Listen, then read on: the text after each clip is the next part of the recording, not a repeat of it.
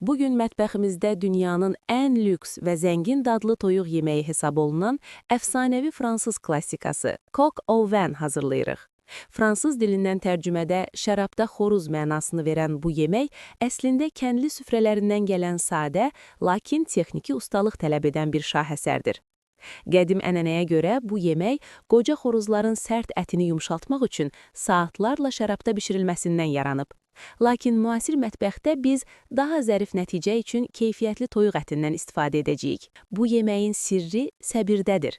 İlk vacib addım toyuğu ən azı bir gecə və ya 24 saat qırmızı şərabda marinad etməkdir. Bu əti təkcə yumşaltmır, həm də ona o məşhur tünd rəngi verir. Şərab seçimi çox önəmlidir. Ənənəvi olaraq Burgundi və ya Pinot Noir kimi yüngül və turşulu şərablar tövsiyə olunur.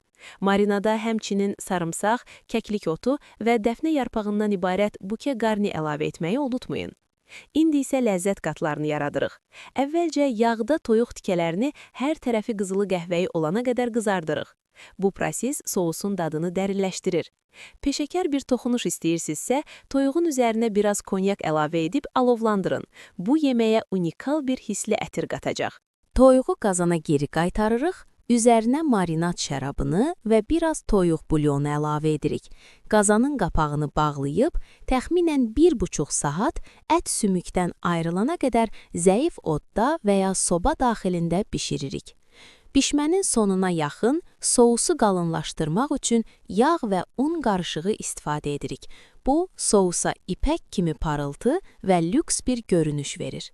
Son toxunuş olaraq ayrıca qızardılmış göbələkləri və karamelizə olunmuş mirvari soğanları əlavə edirik.